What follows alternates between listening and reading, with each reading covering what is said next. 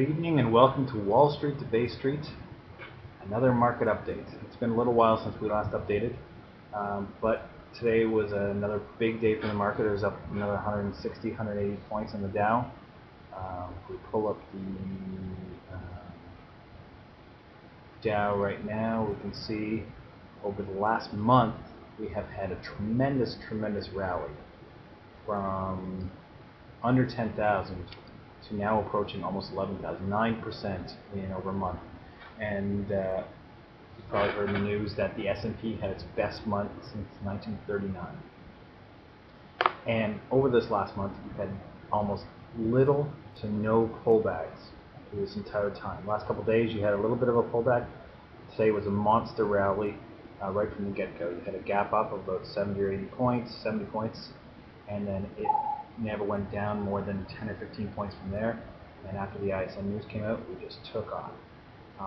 What's scary about this is, one, you haven't had any pullbacks, which means somewhere along the line we will must have a pullback.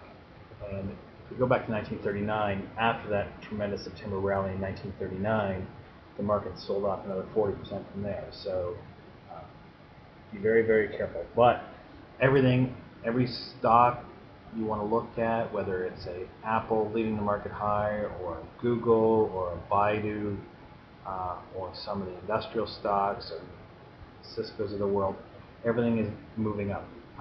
Brazil, if you look at the EWZ, has been breaking out.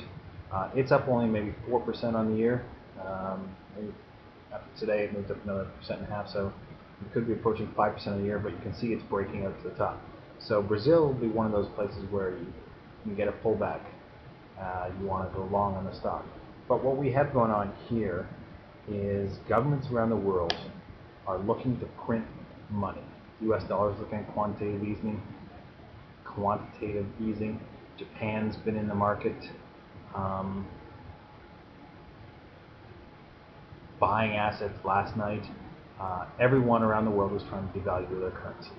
And this beggar thy neighbor strategy could produce some very dangerous results. We just don't know how long will this go on, or if people will come to their senses. The one true haven in all of this is gold. Gold is up another $24 today on the announcement by Japan, putting another huge sum of money into trying to devalue their currency. Everyone is looking for that competitive edge so they can increase their exports to other countries. If everyone's doing it, it doesn't turn out very well. And gold, in my view, is the alternative currency. One thing you might want to look at, since gold is reaching all-time highs, is silver. Silver is still $28 or so below its all-time high. So that's not even adjusted for inflation. So silver, if it were to catch up to its all-time high, would be much more than double from here. So very interesting.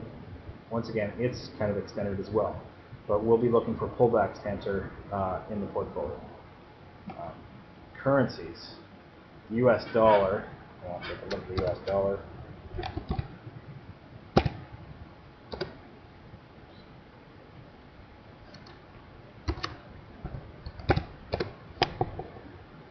Just been getting hammered.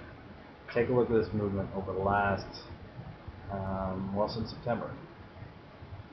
Almost equal and opposite to what the stock market's been doing. As the U.S. has been trying to devalue its currency, that just makes us all poorer. And sort of, I think the U.S. dollar is down 6-7% in the same time the stock market is up close to 10%. So we're literally running on a treadmill. The flip side of the dollar is the euro, which looks like it's breaking out to the upside here. We had the euro scare here back in May and June, and the Greece, Ireland, the entire pigs nation, and it had its rally, pullback, and now it's breaking out to new 6-month highs.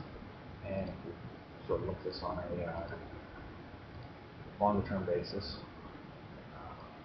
it's got room to rally up to, once it breaks past this point, we can get all the way back up to 150. without too much effort. So once again, it's another area where we're looking for pullbacks. Interest rates, U.S. Treasuries continue to be record lows. I think the 2-year was at a record low. Oil is skyrocketing. So all this is because of money printing around the world. More and more dollars are being created, so you're going to have inflation in a lot of capital assets. Where this ends, it's anyone's guess, but it's our job to try to catch the trend, and it's also our job to try to protect our capital. And by protecting our capital, I mean protecting our purchasing power. Another little tidbit today, Mexico is looking at to do a 100-year bond at 6%. Mexico, 6%. Who wants to lend to Mexico for 100 years at 6%? They'll probably get it, but I don't know if there's been any sovereign that's done a 100-year issuance in the modern history, I should say. So where do we stand here? Well, you don't want to be buying things when it's extended. You might want to write some puts against things, but we will be looking for pullbacks. We've broken out of sort of that range, both here and here. Well, that's the euro, but we've broken out that on the euro looks very similar to the Dow. Sort of broken out of that area, and we're approaching our yearly highs, just above 11,000. Now, I anticipate that we'll probably break that. We might test it a few times and pull back.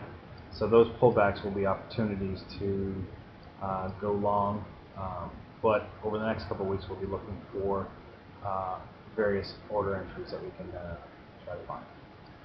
From this point forward, we will looking for some long until the market tells us that is not the right idea. As far as the portfolio, we're going to try massaging our way out of some of the portfolio short positions. As I've said, we've had a tremendous run, the daily chart, tremendous run over the last month without any real pullback. So if we can get a pullback here, maybe 10.6 or a little bit below, we'll try to get out of sort of our positions. So very, very interesting markets. We'll see what happens, and we'll be looking for, as always, opportunities to pop from the news. Good luck and good trading, and we'll talk to you later.